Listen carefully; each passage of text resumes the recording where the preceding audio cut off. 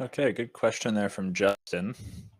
Would you use the reader as a resource to set some expected file structure and let the user point that to something particular?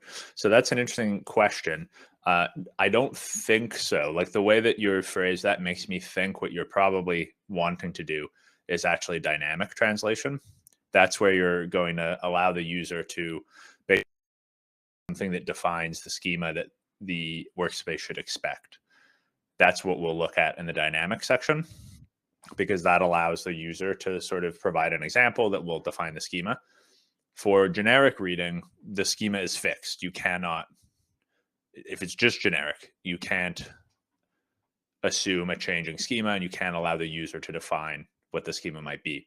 Generic reading by itself assumes the schema for any data set, regardless of format, will be the same, i.e., you will have the same attribute names and data types. And if you don't use a feature type merge, it will also assume it has the same layer names.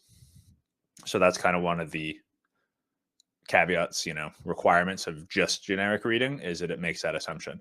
And reader as a resource, really all you're using that for with generic reading is to define, if the reader gives me this certain format, here are the reader parameters I'd like to use. It doesn't let you define a schema or anything like that. It's just the reader parameters that you're adding control over by adding those readers as a resource. So hopefully that clears that up, but let me know if that if there's anything else there.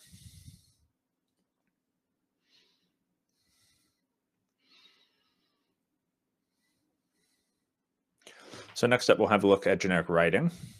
Kind of a similar idea here, where you add a generic any format writer. FME will run the workspace as normal. Once it receives data for that writer, it will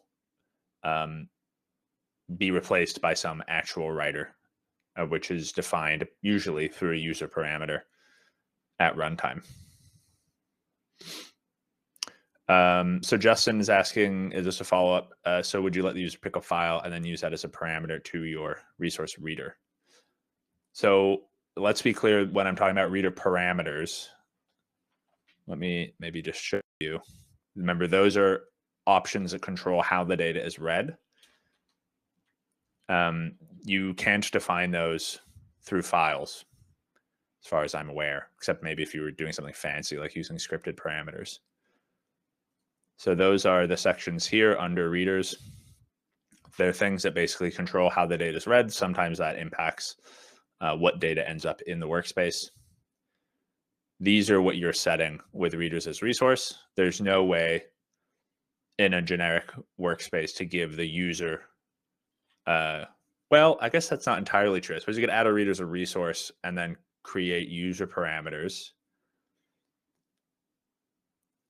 I'm just trying to think how that would work. So, you're probably aware with a reader parameter, you can create a user parameter. So this will then, the user will be prompted to specify that when the workspace runs.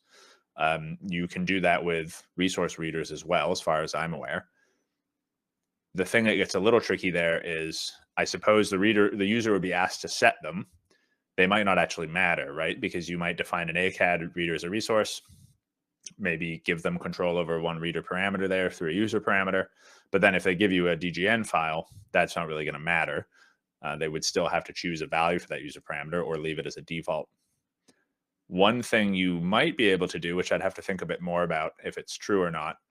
So with user parameters, you can do something called conditional visibility, where you choose if a user parameter shows up or not based on some conditions.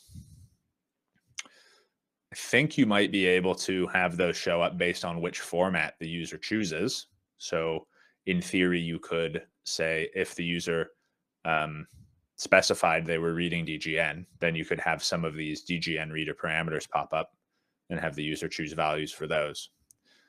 But in any case, the generic reading doesn't really have this idea of like, here's an example file that I'd like to use. It's really just the user can pick the file that's coming in, and that will just determine which format is read.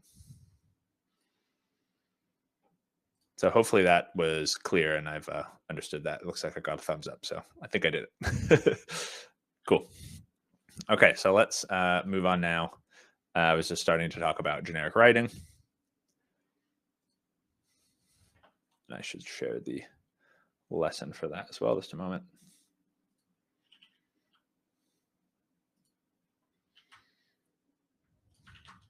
So we're having a look at this section here. I'm just waiting for my lab to come back to life. There we go. So adding a generic writer, pretty similar, as adding another writer. Just pick your generic any format, and then specify a location for the data set that you'll be writing. And then the generic writer has a parameter called output format. So that's where either you or the user will choose which format they'd like to write to.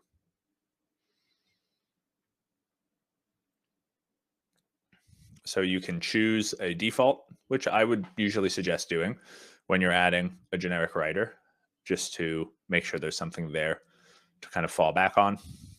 And you can do that when you're adding the writer. Or afterwards, you can go and find the output format parameter in the navigator and choose a default there.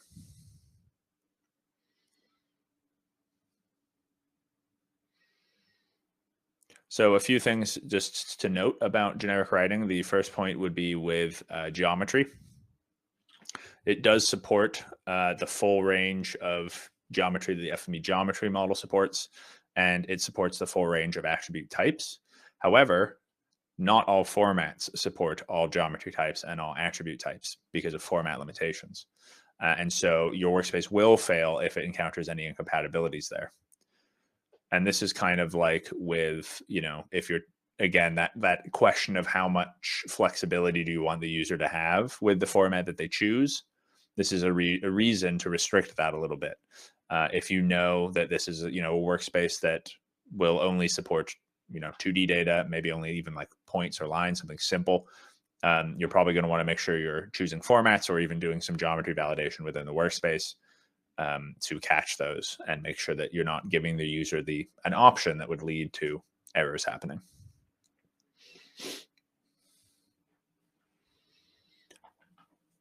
One point to note is that the generic writer is capable of writing different geometry types with a single writer feature type, but some writers don't actually support that. So for example, geodatabases can only write one geometry type per feature type. And so if that happens, the generic writer will create separate output feature types, and it will append a geometry name suffix to that feature type. So you would end up with things like, if you were using shapefile, rivers_line.shp, and then rivers_point.shp.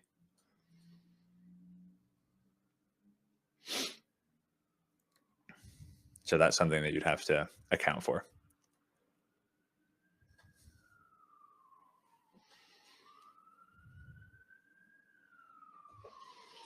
So again, with feature type definitions, just using generic writing will assume that you're explicitly specifying the feature types you'd like to write. So you're saying the format can vary, but the feature type I'm writing is going to be the same. So like for this example, rivers, you're going to write a feature type called rivers every time this runs. That's the way just generic writing works. Again, fixed schema, even on writing.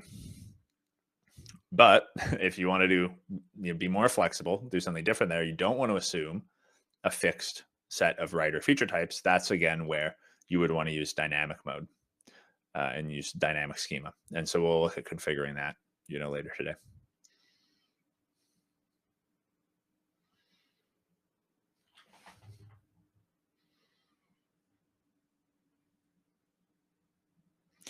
You can do a similar trick for configuring writers as you can with readers for the generic format. And this is by adding additional writers to your workspace. You just make sure they don't have any feature types, and then you can configure any format specific stuff like writer parameters on those writers. As long as the generic writer is first in the list and you can manually reorder readers and writers in the navigator, then that will be the one that actually writes data, but it will use any parameters from writers specified that match the format being written.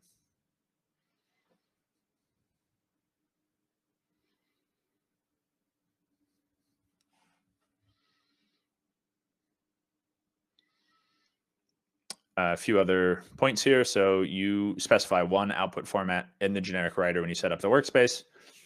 And then if you want to give the user control over that, that can be a published parameter to let them choose.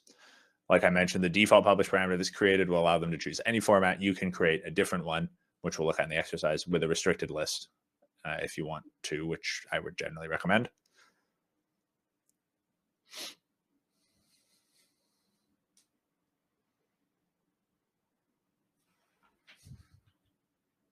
Just making sure there's no other important points here I wanted to make.